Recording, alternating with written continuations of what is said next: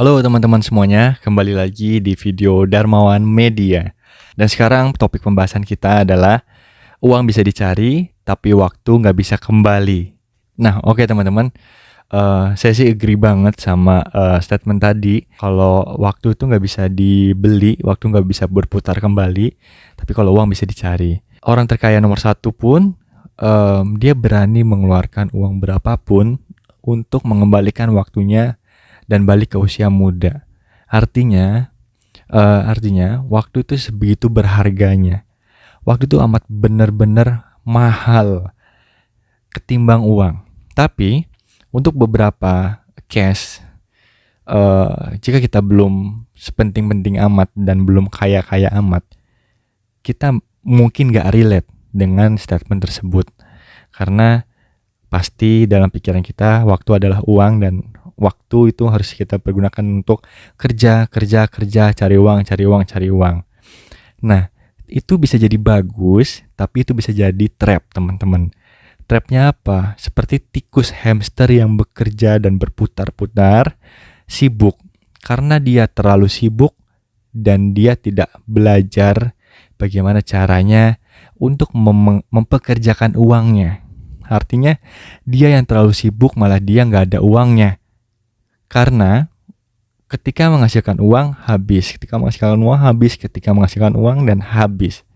Itu adalah sebuah trap, sebuah pola. Jadi semakin kita sibuk, semakin kita menghasilkan uang besar, semakin kita menghabiskan uang besar. Jadi tidak akan pernah kemana-mana. Jadi untuk beberapa level, ketika dia sudah mengetahui ilmu keuangan, ilmu investasi, dia mengerti bahwa waktu dia akan sangat lebih mahal dibandingkan uang. That's why dia sangat menjaga waktunya. Contoh, dia akan memilih sebuah keputusan-keputusan yang sangat praktis, yang tidak membuang-buang waktu dia. Karena apa? Karena waktunya mahal. Dia akan mendelegasikan banyak tugas yang dia nggak akan mau kerjakan. Dia mendelegasikan hal-hal yang nggak perlu dia attend perhatian terhadap pekerjaan itu. Pekerjaan remeh-temeh, pekerjaan hal yang nggak perlu dia perhatiin, itu dia akan delegasikan.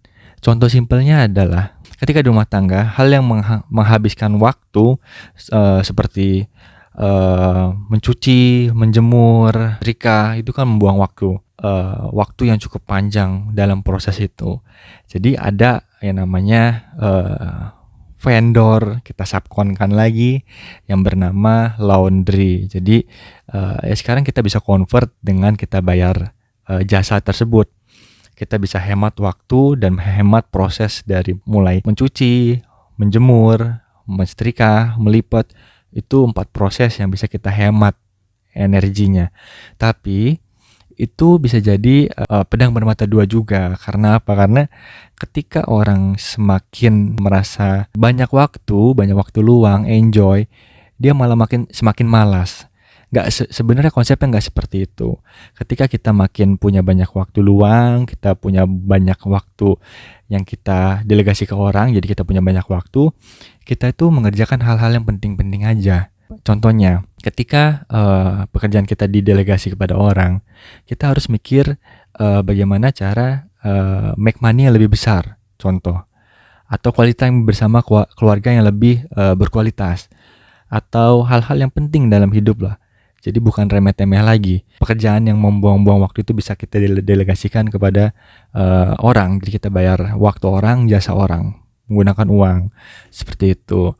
Jadi udah gak ada waktu lah, apalagi buat nongkrong-nongkrong, membahas-bahas yang gak penting. Itu sudah amat membuang-buang waktu dan udah sangat amat tidak relate untuk orang yang sangat memperdulikan waktunya, mencintai waktunya, dan waktunya itu mahal, berkelas. Gitu teman-teman. Jadi orang terkaya aja gak bisa beli waktu sedetik pun. Itu beberapa orang yang sukses dan kaya paham akan itu.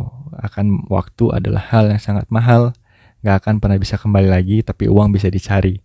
Makanya orang-orang kaya dan sukses, dia akan banyak mendelegasikan pekerjaan-pekerjaan gak penting yang membuang waktu dia untuk orang lain kerjain gitu. Jadi dia punya waktu yang berkualitas untuk dia gunain bersama keluarga, untuk mencari uang yang lebih, untuk mengerjakan bisnisnya, investasinya. Jadi semakin berkualitas lah hidupnya dan waktunya, keputusannya semakin tenang juga. Jadi kerasa vibes-nya itu beda ketika orang yang sibuk sama orang yang santai tapi produktif.